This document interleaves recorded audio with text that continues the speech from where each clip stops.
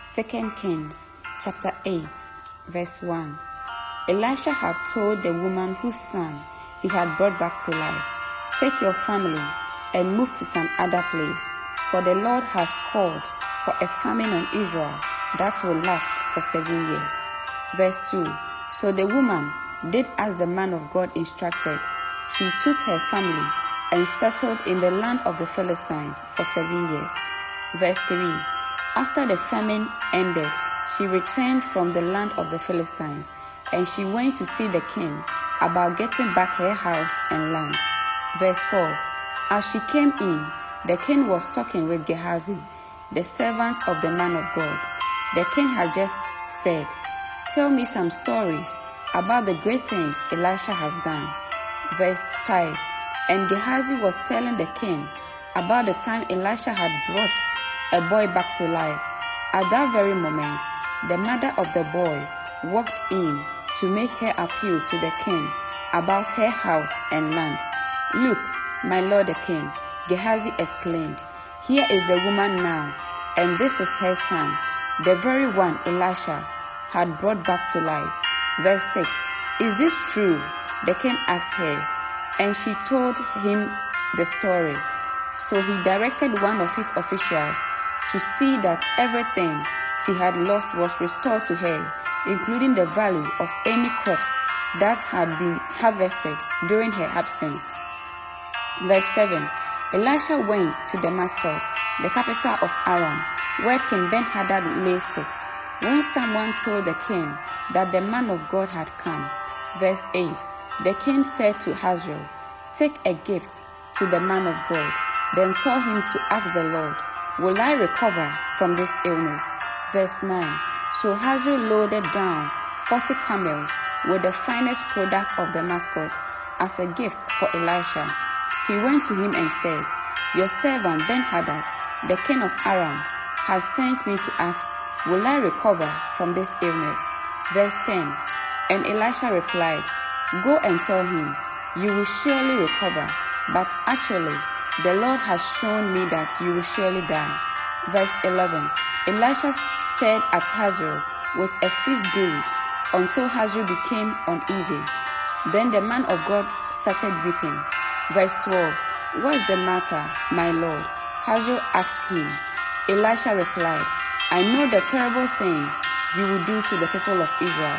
You will burn their fortified cities, kill their young men with a sword, dash their little children to the ground, and rip open their pregnant women." Verse 13. Hazael responded, "How could a nobody like me ever accomplish such a great thing?" Elisha answered, "The Lord has shown me that you are going to be the king of Aram." Verse 14.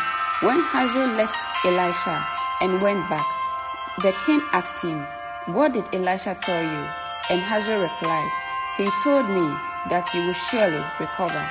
Verse 15. But the next day, Hazael took a blanket, soaked it in water, and held it over the king's face until he died. Then Hazael became the next king of Aram. Verse 16. Jehoram, son of King Jehoshaphat of Judah, began to rule over Judah in the 5th year of the reign of Joram, son of Ahab, the king of Israel. Verse 17. Jehoram was 32 years old when he became king, and he reigned in Jerusalem 8 years. Verse 18. But Jehoram followed the example of the kings of Israel and was as wicked as King Ahab, for he had married one of Ahab's daughters. So Jehoram did what was evil in the Lord's sight. Verse 19. But the Lord did not want to destroy Judah, for he had promised his servant David that his descendants will continue to rule, shining like a lamp forever. Verse 20. During Jehoram's reign, the Edomites revolted against Judah and crowned their own king. Verse 21. So Jehoram went with all his chariots to attack the town of Jaar. The Edomites surrounded him and his chariot commanders, but he went out at night and attacked them under cover of darkness. But Jehoram's army deserted him and fled to their homes. Verse 22. So Edom had been independent from Judah to this day. The town of Libnah also revolted about that same time. Verse 23.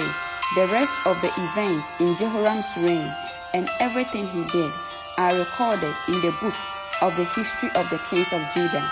Verse 24. When Jehoram died, he was buried with his ancestors in the city of David. Then his son Ahaziah became the next king. Verse 25. Ahaziah, son of Jehoram, began to rule over Judah in the 12th year of the reign of Joram, son of Ahab, king of Israel. Verse 26. Ahaziah was 22 years old when he became king, and he reigned in Jerusalem 1 year. His mother was Athaliah, a granddaughter of King Omri of Israel. Verse 27. Ahaziah followed the evil example of King Ahab's family. He did what was evil in the Lord's sight, just as Ahab's family had done, for he was related by marriage to the family of Ahab. Verse 28. Ahaziah joined Joram, son of Ahab, in his war against King Hazael of Aram at Ramoth-Gilead, when the Arameans wounded King Joram in the battle. Verse 29. He returned to Jezreel to recover from the wounds he had received at Ramoth, because Joram was wounded. King Ahaziah of Judah went to Jezreel to visit him. Amen.